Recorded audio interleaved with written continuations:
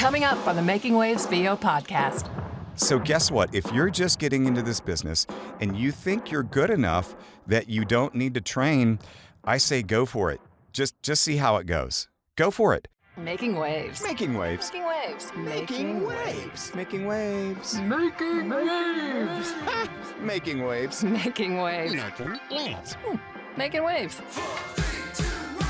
This is the Making Waves VO podcast with Kevin Kilpatrick and Bobbi Maxwell. Yes, it is the Making Waves VO podcast. And we are here, and we are proud to be presented by our good friends at Full Compass, fullcompass.com. We know VO. And we do know, just a quick plug, they're having an amazing sale. It's the Center Stage sale, isn't that what it's called? And it's going on right now at Full Compass. Check them out, fullcompass.com. I believe it's up to 70% off. And a giveaway of up to $11,000 in equipment. Woohoo! Yeah. Do yourself a favor, if you're even thinking about buying a thing or two gear-wise, hop onto Full Compass because you could probably save some money right now. Right now. Anyway, but this is the Making Waves VO podcast, and we're so happy to be here today. And we're not smack dab in the middle of summer. We haven't even reached the official start of summer, but we know summer's here. Summer's upon us. Bobbi, how has your week been? I don't know what's going on, but I love it. I will not even complain one iota because May was and Yeah. all of a sudden June just was like exploded, and I am so grateful and just so happy. How did it explode? Can you expound on that a little bit? Sure. Well, automotive was back up. Mm-hmm. I don't know what happened in May again. Maybe it was that whole tariff thing. I don't know. But You get a tariff. You get a tariff. You also get a tariff. Anyway, go ahead. that was pretty good. I had a dream about him last These night. tariffs, they're going to do amazing things. I'm telling you, I know tariffs. I've been friends with tariffs a long time. They are great. They will do great things. Go ahead, Bobbi. The biggest, best tariff ever. Yeah. Oh my gosh. So, so that happened, and then I got booked 3 times on one of the pay-to-plays where it had been months where I hadn't heard anything. And, so those were all really cool accounts with some directed sessions. And it just, we talked about this before, but when you get booked in something that's out of the blue, that's not a regular client, not that we don't love our regular clients and feel this way when we record for them, but it just gives you the passion again and just makes you, it reinvigorates you. It just, says, I'm doing this right, and I know a lot of people are feeling it in 2025 that their work is down. So hang in there and keep auditioning. It's so funny that you say that because it is exactly what you're saying. And it's like, we have the regular clients, and we, from our previous podcast, we strongly encouraged folks to, get a foundation built up, get some regular client money coming in, and then shoot for the bigger stuff and these fun jobs that Bobbi's talking about. I call them the fun jobs because they're not the regular clients. They're those things that you try for, you audition for, and then you get them. And they're so much fun. But it's like, Bobbi, is it okay to talk about your recent restaurant gig? Well, of course. I think we already talked about it. So that was it was one of the deals where, you want to book a gig, go out of town. And maybe that's one of the ones you're talking about that reinvigorated you. Your Huddle House, right? It's for Huddle House? Yeah. Yeah, which is a big restaurant chain. They're similar to Waffle House.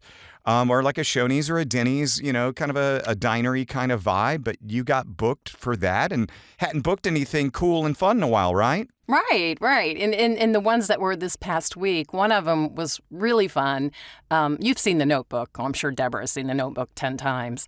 They're doing the Broadway tour of The Notebook. And that was one of the gigs I booked. And It was just, a quick audition. And it was just...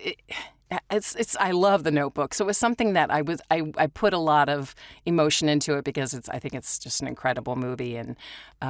And then when you get that email saying, "Hey, you're booked," or another one I just did this morning, it wasn't even an audition. It was a search on a pay to play for a mom role, and they said, "Client loved you. and we're going Wow. to book a session. And those are the kind that just, you know how I've been, Kevin. I've been just kind of down. You know, it's I don't know. It's an aging thing. It's just a lack of work thing. If it's whatever, but we all need this, and it's going to happen for you. Just hang in there. It really will.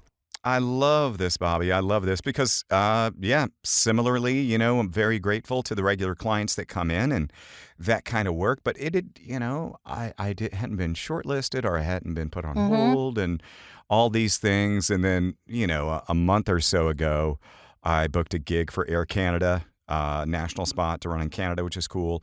And then I just got put on hold a week ago for another national brand for a commercial. And I don't know if I got that gig, but yeah, it's just, you know, it's the like, oh, go a few months without anything fun or cool happening. You just got your regular stuff. And then, oh, boom. And then, oh, boom. Oh, boom. Look at that. And then I got referred by a close friend for a potential new client in the e-learning space. And this was while I was, and this was while I was in Holland, right? Yeah. And so I get an email and it's like, hey, Kev, I'm going to refer you to somebody that I do a lot of e-learning work for, and they are looking for another American male voice. And I look them up when I get the friend's referral, and I'm like, are they in Holland also? And I looked them up, and they had an office in Holland. They had an office in Belgium, and I think they had one in Germany maybe. And I shot the lady. She wrote me and said, hey, your friend said you'd be great for this. What are your rates? I'm like, oh, crap. Here we go. Playing the rate game, right? Yeah. And then I'm like, well, this is a referral. So the friend that referred me is going to know that, you know, I'm not going to play with dumb, cheap rates. So I'm like, I'm just going to shoot him my rate and just say, you know, hey, there is a little wiggle room in there. You know, I look forward to a long-term relationship. And I sent my note and was like, hey, this is my rates, you know, but just know that, you know, the friend that referred me is a very good friend, and I'd be happy to work at those rates too, you know. And she wrote back right away, no, your rate is great. I love that rate. I'm going to put you down, and then we are going to send you a project whenever it comes up. Sweet. So, yeah, it's just like that. So easy. So, yeah, you love that kind of stuff when it happens. Oh, P.S., the other national brand, it's a food product. I don't want to go too deep, but it was a sports VO. And we love getting those. We've talked about those in the past, but it's playing a sportscaster. So, yeah. That's so, you love that. Absolutely. Yeah. And I hope I get the gig, and, you know, they wanted an over-the-top play-by-play like their team had just won their championship. So I gave them that, you know? You know what?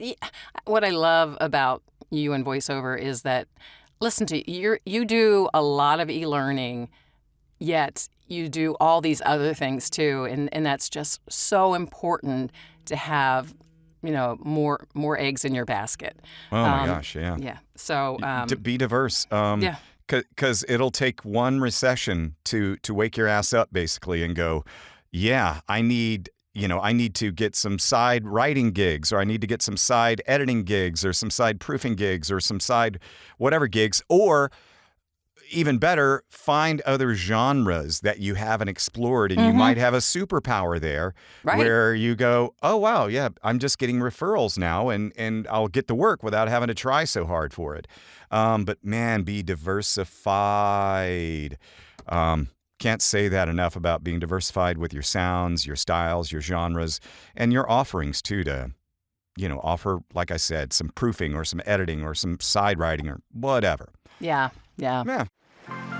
Don't go anywhere. The Making Waves VO podcast returns in a moment. Hello, this is Colette Redgrave, actor, voice artist, and presenter from across the pond. And yes, we even get your podcast over here, you guys. You're listening to the Making Waves VO podcast with Kevin Kilpatrick and Bobbi Maxwell. Oh, Bobbi. Yes, Kev. I am so excited. You know, summer's here, right? And it is time for dancing in the streets, because we're going to celebrate with Full Compass. Our good friends at Full Compass are having an amazing sale. I remember this last summer, and I thought it was pretty cool, and I think we talked about it then, but it's their annual center stage sales event. And I just got the email about it this morning. I went, oh, this is the time where you can get savings over 75% on some really cool brands that are out there. I mean, microphones alone are pretty cool, Kev, on the savings you can get. Are you okay with me just kind of recounting what just happened a minute ago when you asked about this? Yeah. So Bobbi, Bobbi's blonde, right? So Bobbi goes, hey, Kevin, the Neumann U87 AI, is that like a thing in the voiceover world? I did not say that. She didn't say it. She didn't say it that bad. But I was like, oh, she's so cute. She's so naive about what we work with. No.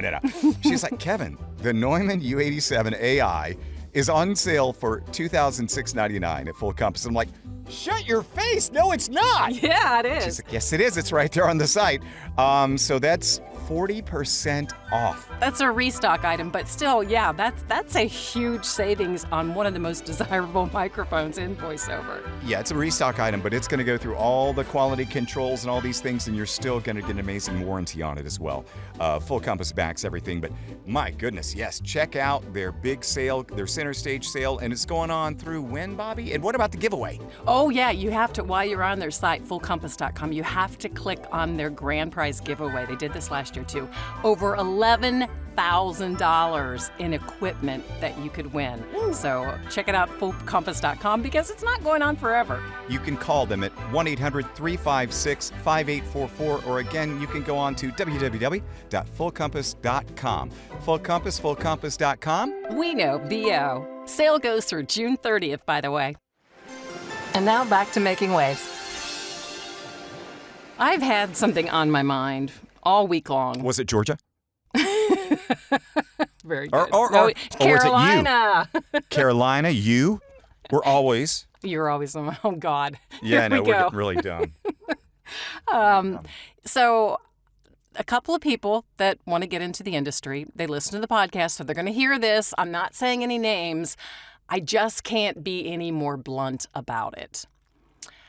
If you want to get into this business, and we all, you, Lacey, myself, a lot of people, guests that we've had on the podcast, you're not, unless you are just stupidly talented naturally, you're not going to get the work you think you're going to get if you don't get coaching. Oh, wow. Yeah. And maybe I'm wrong. I mean, maybe there are those exceptions, but a couple of people I've been talking to, love them both dearly, are talking about, they're getting their equipment ready, they're ready for their demo. And I can't tell you how many times they've said, you got to get coaching. Mm-hmm. You got to get some coaching. You know, and if you compare it to any other job that's out there, if you want to be, if you want to be a surgeon, you're not going to just be able to pick up a scalpel. Yeah. If you want to be a teacher, you're not going to be able to just walk in and be a teacher without a degree. I mean, any big job that's, requires you to have, you know what I'm saying? Yeah. And I can't stress it enough. It's just like, just listen, take some advice from somebody who's been doing it for a little while.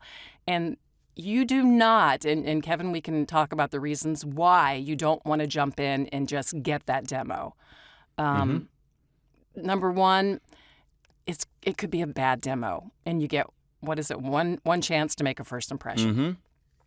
Go ahead, add on to this. I know you got some stuff. Oh yeah, I was just waiting. Like if you want, you could take a break, go get a lunch, because I can.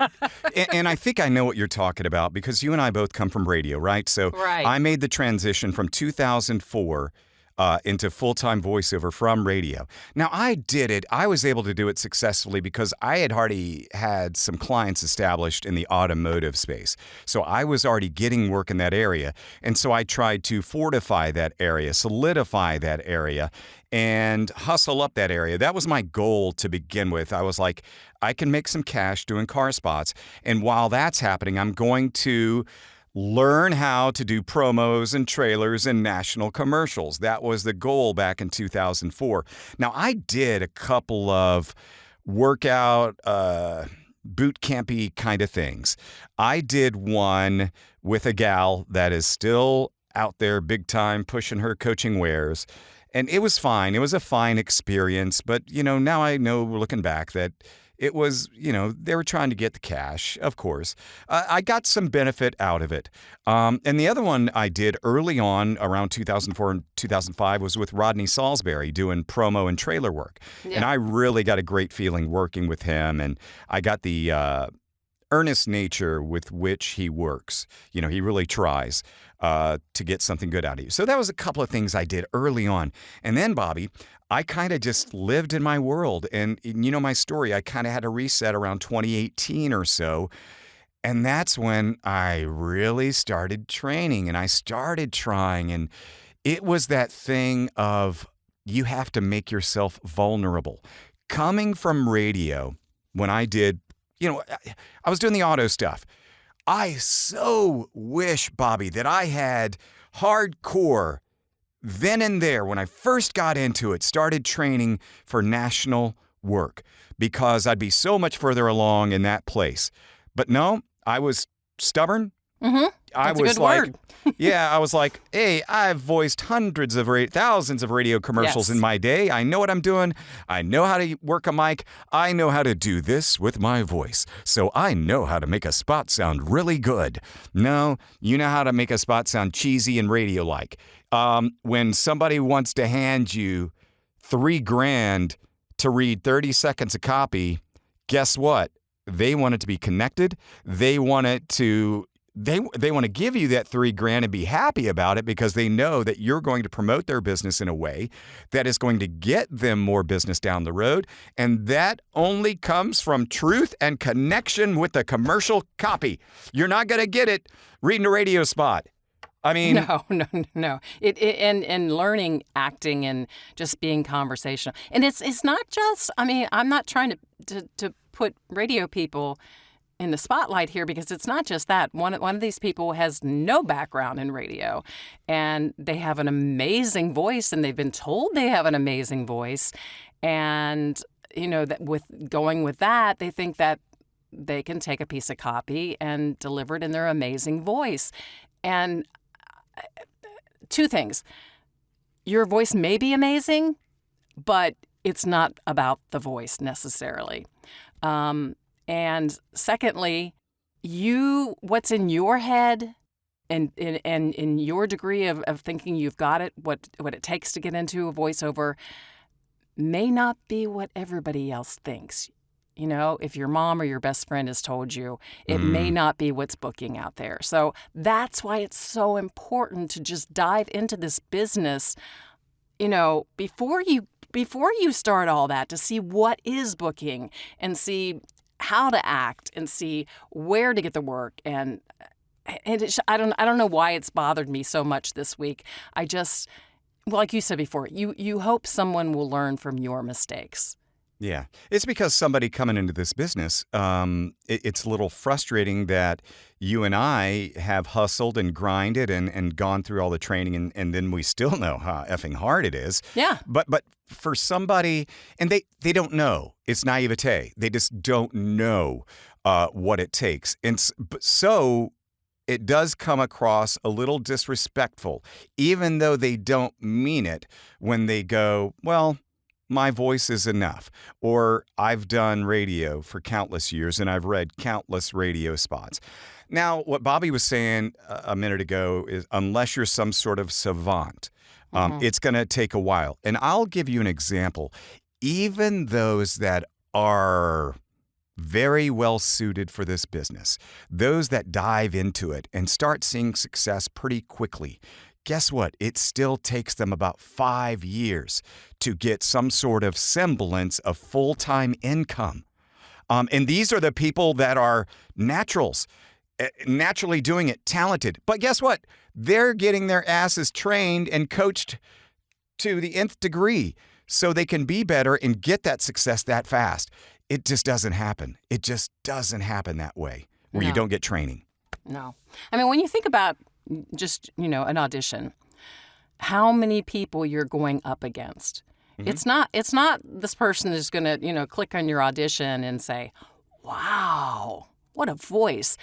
There's going to be so many variables going into your audition that are going to compete against 100, 200 other people. And for you to think that you've got it just because you know how to read a commercial or read a script is not what happens. No. Now, and what I like to equate it to is like people that don't know, like I'll be talking to family members and stuff and about the business and they want to know. And sometimes they'll ask questions about auditioning and stuff. And I'll be like, yeah, I auditioned for a spot and I feel like I nailed it. I did an amazing job. And then I'll remind my family, but guess what? I bet there was at least 100 other people like myself that also kind of nailed it and did a great job. So guess what? If you're just getting into this business and you think you're good enough that you don't need to train, I say go for it. Just see how it goes. Go for it. Because I would love to read against you. I really would. And I'm not saying that to be cocky or a dick, but that's our business. Like to just come in and say, yeah, I'm going to do it. I don't need to train. I'm good. Hey, go for it. Yeah. Go for it. Yeah, and then your eyes will be opened. And going to the voice thing, Bobbi, so you kind of know my path. I have been studying rosters as of late, and the biggest and the best rosters. And I'm listening, and I'm going, dang, that fucker's good. Yeah. Dang, that fucker's good. That's what I'm doing, right? Right. And then I'm like, I'm better than that one. I'm better than that one. Dang, that fucker's good. But going to the voices, and I go through and I'll listen, and I was just doing it this morning. I was going through and I probably listened to about 20 guys, similar style, and then every now and then one will catch your ear, and you don't know what it is, and a lot of times when it catches my ear, it's the combination of having the really cool voice and then knowing how to use it. That's. You talk about a magic, man. If you've got a really cool, distinct voice, I got a little chill thinking about it, and you combine it with good performance, really connecting with the copy and selling whatever you're trying to sell, that's powerful. That's where you want to be. Surf's Up. It's the Making Waves VO podcast with Kevin Kilpatrick and Bobbi Maxwell. This is voice actor and studio owner Christy Bowen, and they appreciate you listening. If you've auditioned for something and you think you nailed it, and this happens a lot in workshops and stuff, and they'll play back like who booked the job or play back a bunch of them, and you'll go, oh, wow, what was I thinking? I was like, I got this job. But, in reality, you were kind of reading it or overperforming it. And you're right. When you hear that person that it's like they're right there in front of you talking to you and it's effortless for them, that is a great voice actor. And that's why people think it is so easy, because it seems so easy when it's there, when it's right, when it's connected, when it's believable. It just sounds just like you and I are talking passionately about this, getting coaching. All right, Kev, you need to transfer your passion for coaching into your passion for this insurance that you're pitching. You know, it's that kind of vibe. But I'm speaking passionately about the need for coaching in our business. And if I were to say, hey, Bobbi, you also need this insurance, you need to call Kilpatrick Insurance, dial 1-800-DEES-NUTS, and sign up today. So, but no, that's what you need. And that's what you get taught in coaching. It's how to transfer those life experiences into passion. And you're not just clicking on a mic and going, hi, I sound good. Let me make this insurance sound good. No, you sound like a car salesman, my man. So. And that's not to even speak of if your equipment in your booth sounds good, Oh my gosh! You just told me recently that someone was saying they had X amount of auditions they had to listen to, and so many of them were just bad audio, and it's like delete. Yep. Yep. And I always tell people that it's so many things that add up to success. P.S. Check out the NAVA survey, and you will see that less than 50% of people can make a full-time living doing this that are doing it. It's hard. It is so hard, but it all adds up. The coaching, the technical side of it, the coaching leads to your performance, obviously. Being easy to work with. I put that way up there. Right. You cannot have any sense of a diva attitude at all unless you are well established and have been doing it a long time and, you can command that kind of thing. But look, we got to be cool. We got to be easy to work with. We've got to be tech savvy. We've got to know the trends. We've got to know the references that they're talking about. Do you know who Viola Davis is? Yes. Do you know who Ryan Gosling is? Yes. Know these things. Do you know... I get some obscure ones sometimes. A Charlie Day now and then will come up. Who's Charlie Day?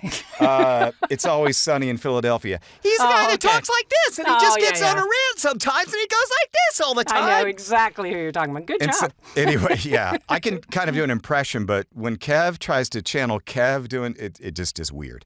So, but I know, but I can get on a kind of rant like that and do me and do that. But Charlie Day is totally different, man.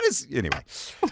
So you got to know these references too. It all adds up. And then it's the thing where you're stacked up. Okay, yeah, nailed it. Great read. But then we've got it narrowed down to 30 others who have done a great read and nailed it. And then, okay, 1, 2, 3, 4, 5, 6. Lucky number 7, that's it. Who knows? It could be that arbitrary. But yeah, good. If you don't think you need coaching and you're just getting into this, and go for it. If you're going to be that fool-headed and stubborn. Yeah, and then there's a relationship aspect. If you would happen to book a job, I mean, you'd think, oh, I'm getting money. They hired me. But it's, it's kind of like when you go on a job interview. You're not going to go in there and just be cocky and say, oh, what are you going to pay me? You're going to have to build a relationship to get that job. And once you do get it, to be able to sustain that relationship. And that's what this business is about. Yeah, nurturing that client. I say cultivate that client. You did a gig for them and you haven't heard from them, and they may never reach out to you again, but, find a reason to reach back out to them like a month or so later, even if it's just asking for a copy of the finished product, or, hey, I just booked this gig, and I know your company could use a sound like that. And, find a reason, though, to follow up with them. And don't just say, hey, I'm following up with you, because that's kind of lame. People are too busy for that kind of stuff. And I hope that we're not coming across as elitist. No, just experienced. Yeah, experienced. And just we've learned. Yeah. I've made so many dumb mistakes, Bobbi, and I'm sure your mistakes weren't nearly as dumb as mine, but I bet you've made some. Because you're smarter. You are valedictorian. We know all these things. You're right. No, weren't you valedictorian? No, I was not. I was on the National Honor Society. Okay, that's what it was. National Honor Society, some sort of braggy smart thing, I remember. But no, you were starting to say about all this stuff. What were you saying? Just that we do have experience, and neither of us have been doing it for 30 years, 40 years, but we have learned because people have told us, you got to get coaching. I remember way back when I left radio, I went to the production guy at the radio station. I said, I need help with a demo because I have to have a demo to be on these play-to-play sites. Do you have anything, do you have any snippets of old spots that I did? And that was fine for then. And it did get me on the pay-to-play sites, but I knew that it was not going to be competitive because there was no variety in what, that demo of snippets was. Mm-hmm. There was not, it wasn't playing with my strengths. It wasn't, it was as far as the production end of it, it was good. But you know what I'm saying? I wasn't looking at the whole picture and me going up against 100 other people and what these demos are sounding like. So it got me on the site, yes, but I knew it was just a matter of time. And within 6 months, I did my first demo. So after being coached. I got you. And my first demos, I'm sure they were the same. They were just cobbled together from pieces of work that I had done. And I'm trying to think of the first demo that I produced or had produced that was not just pieces of work was an automotive demo. I did a national brand, a tier 1 sound for a automotive demo, and that would have been around 2008, I think. That was my first foray into, I did have a radio imaging demo produced a couple of years prior to that. Okay. That was not work. But yeah, that was my first.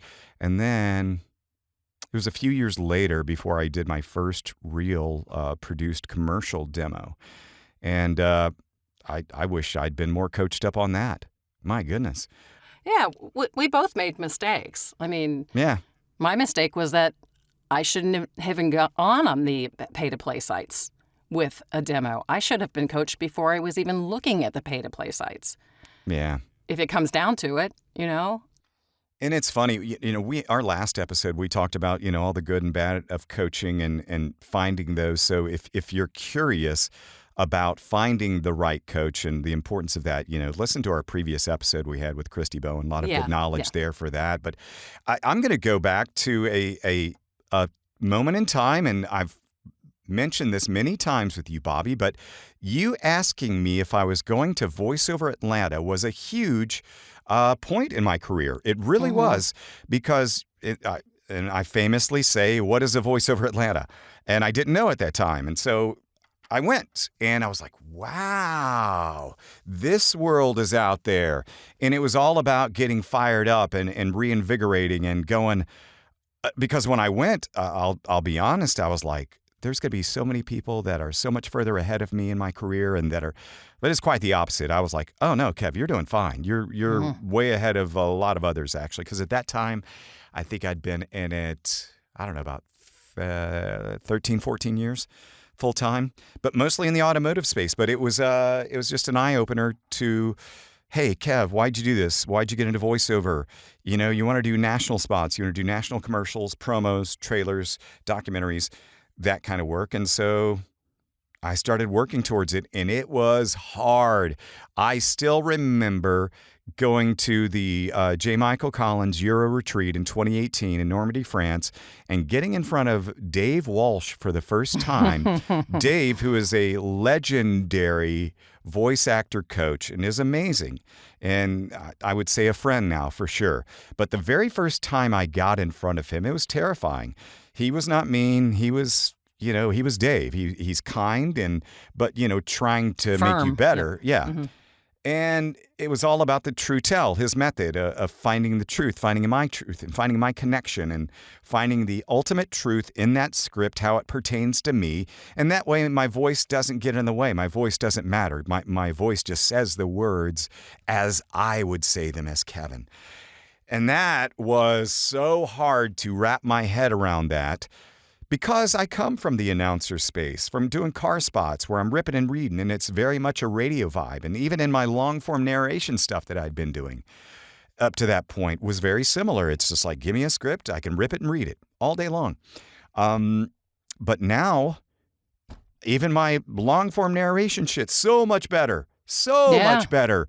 And everything I touch is so much better, and I'm so much closer to quote-unquote nailing a read than I ever was, within the first few takes now.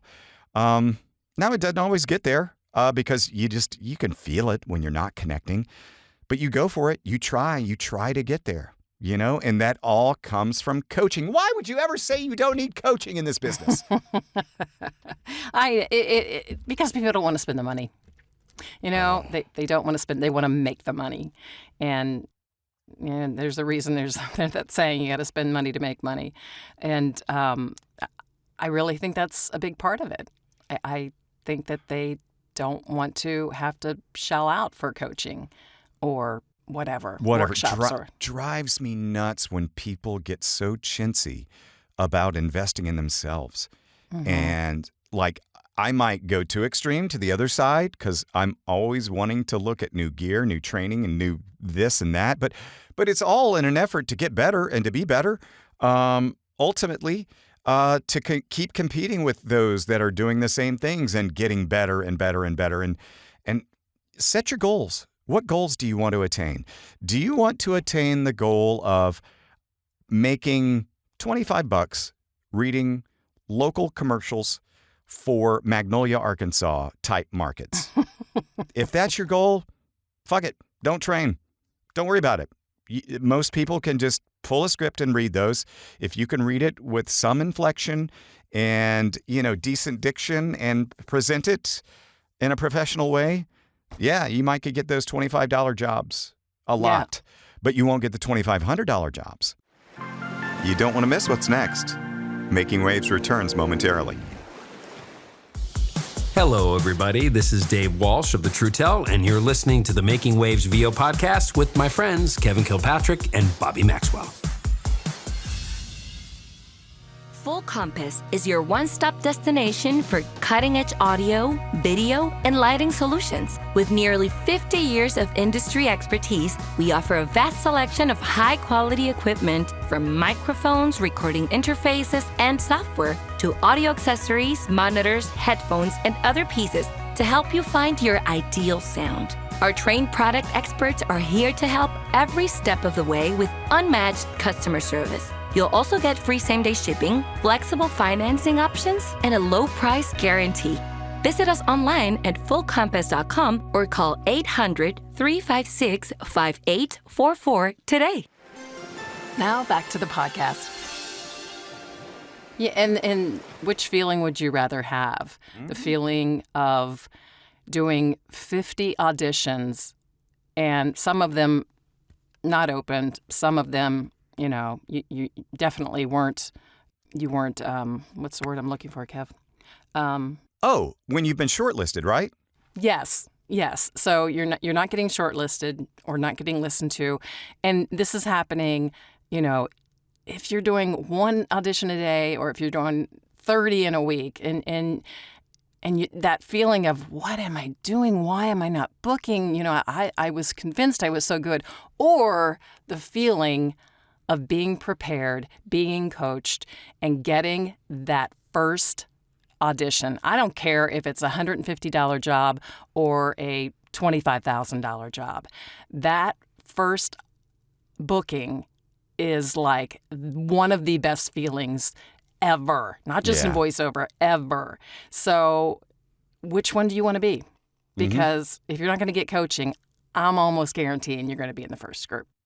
Yeah. And you may never make a go at this as a full-time career. Yeah. Anyway, but I get it. I had an old radio friend, Bobbi, who was midday gal for a radio station in Miami for 30 plus years. And as we know in radio, they will just cut you loose. They will just say, it's been great, but sorry. And then she reached out to me, and I love the gal. I doubt she's listening to this, but I love the gal. We were great friends when we worked together, but we had a conversation, and she couldn't understand about training and hustling, and she just thought she was going to get the work starting immediately. Yes. And she specifically said, I want to do children's audiobooks. That's what she said she wanted to do. I'm like, okay, well, you could do that. You'll need to hustle up that space. You'll need to find that work and hustle just like the rest of us. But you're not going to make a living doing children's audiobooks unless you're reading them for 10 or 12 hours a day. You're not going to make the kind of money I know you were making in Miami radio for 30 years. I'll put it that way. But it was the same thing. It was like, well, I don't know. I think I could just go, right? And just get the work, right? And I'm like, well, and I knew her son at the time. I'm like, get your son to set up your studio, because I knew he was a really good tech guy, because he was a producer, actually. Get set up, get some demos made. But no, it was more the attitude of, no, I think I'll just go to work. P.S. She ended up picking up another radio gig. Mm-hmm. Yeah. But I told her how hard it was because I had made the same transition 20 years prior. And it's hard. It's hard. You just think coming from radio, you've got that celebrity, mini celebrity status, and people love me. They give me, free tickets to stuff. They give me free drinks. They let me play golf at their golf course for free, And then you get into this world and they're like, you are nobody. Nobody. Exactly. I don't care what you did in Miami. And once again, it's not just the radio. Former radio people. It's a little bit of everybody who's trying to break into the business. Thanks for letting me vent because it was just weighing on my mind. It's like, short of shouting at these people, I just thought, why aren't you listening? Why aren't you taking the advice? So thanks for chiming in. I have one last question for you. Yeah. I'm watching you on Zoom. Bourbon warms Oh. the body. What's the rest of it? Can you see it? Dogs warm the soul. Aww. Aw. Hang on a second. Hang on a second. You do have a heart. Poppy. Come here. Come here, Pop-Tart. Come on, Papa-Roni. Come here, sweet girl. Come here. Oh, look at her. You gonna put her in your chair? I'm gonna pick up this Man, girl. she's getting big. Good Lord.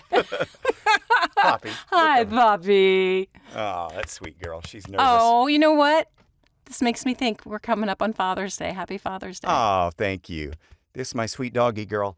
I'm going to turn around. so Hi, you can Poppy. She's going, what? What's going on? I've never been in this room. I'm not supposed to be in this room. see. Now, she is used to us picking her up, but man, she's gotten heavy now since she's fully grown. Anyway, it's my boxer lab mix, Poppy. I'm going to put her down now. All right, Poppy. Bye, Poppy. Bye. Oh, hold on. All right. So, is that an episode, Bobby? Are we finished? I think we just let it all out there. I think you got it out of your system. Get coaching, people. If not, okay, thanks. That's the only thing I can say. Makes it easier for me. More better for us. Right. Oh my gosh, the Making Waves VO podcast presented by our good friends at Full Compass, fullcompass.com. We know BO and coaching. Bye, Poppy. The Making Waves VO podcast is produced by K2 Media Productions with hosts Kevin Kilpatrick and Bobbi Maxwell. Sound design and editing by Jason Traver. Production assistance by Lacey Deline. Publicity and social media by Shannon Scott and Silas Phillips. Be sure to subscribe to the Making Waves VO podcast on your favorite platform. For all episodes, merchandise, gear, and more, visit makingwavesvo.com. Until next time, I'm AJ McKay. Keep making waves.